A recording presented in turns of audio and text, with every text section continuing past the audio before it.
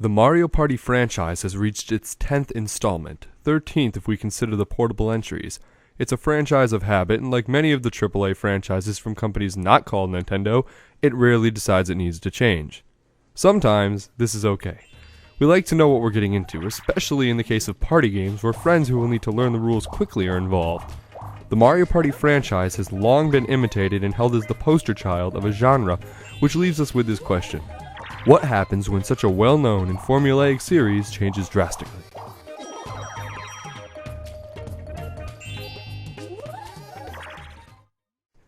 Prior to Mario Party 9, the franchise played like a virtual board game, wherein players would travel the board collecting and winning coins to spend on stars, the goal of the game.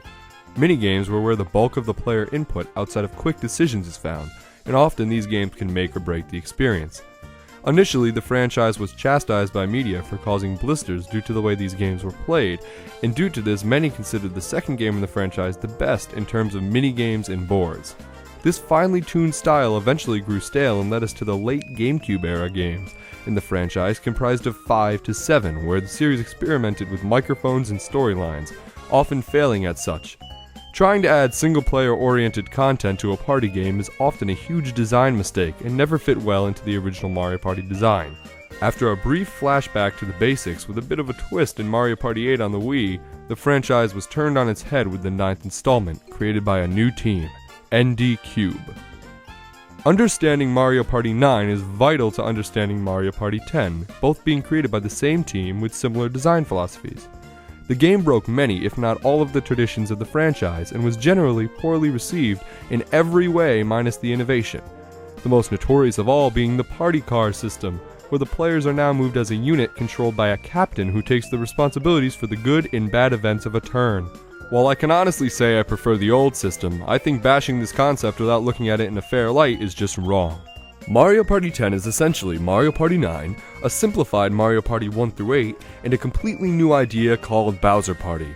To be brief, the Mario Party mode is just really an HD Mario Party 9 with mildly generic boards. In a way, the quest structure of these boards creates a decent single-player mode, but of course that is not the focus, nor is it particularly recommended.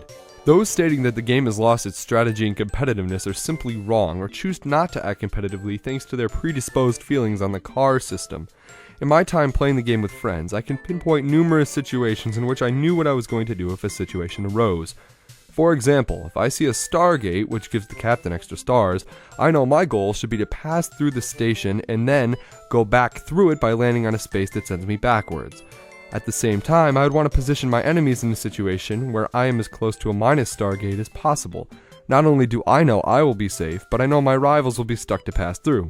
It's simple, sure, but at the same time I feel that the transition to the mini-star system, in which there are no major items such as stars, ultimately helps and hinders the game. On one hand, the mini-stars are helpful in making the game more chaotic, as there's only one currency required to win, so the value of all items is equal.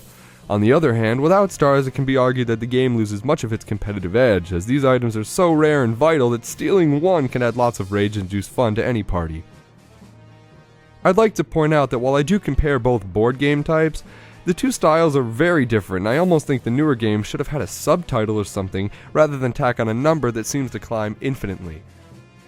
Bowser Party features one simple addition that I think perfects the party car system.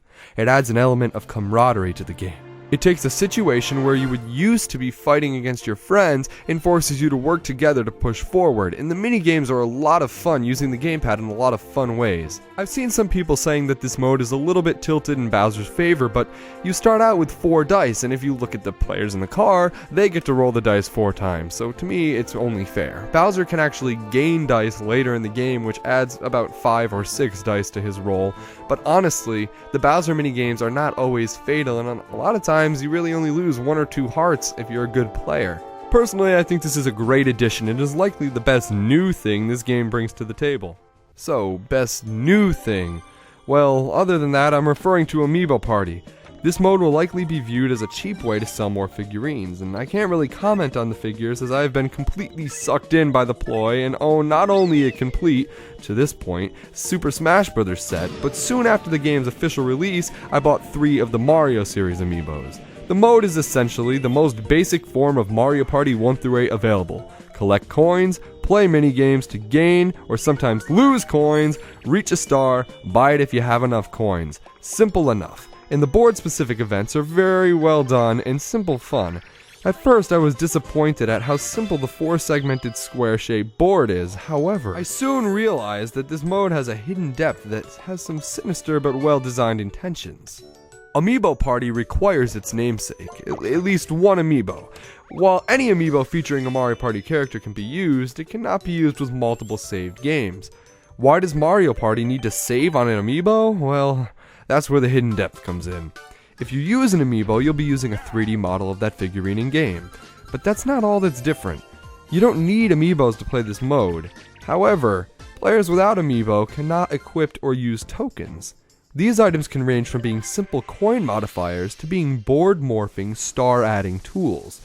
They're saved to your amiibo and you gain them as permanent parts of your amiibo's equipment after every game. However, you can only use and equip one at a time. And they're sometimes the best part of this whole game. This, in my opinion, elevates Amiibo Party to being a solid and interesting addition to a game comprised of several well-made modes. I'd also like to make a quick mention that the developers added a setting to only select skill-based minigames, a very important and vital option that, while I'm not certain, has been absent from the series for far too long. With a pretty great selection of 70 plus minigames, which also have their own mode in which you simply play to collect the coins, 3 well-designed modes, and a fantastic presentation normally reserved for only the top priority Nintendo games, Mario Party 10 is a well-made party game. If you prefer the classic style, I can at least recommend you try out Amiibo Party at some point, as it is an interesting twist on the formula. If you hated the party car system in 9, you will likely dislike it here, but make no mistake, this may not be the same Mario Party you've played in the past, but that doesn't make it inherently bad, much the contrary. This is a well-made game plagued by the stale expectations of the past.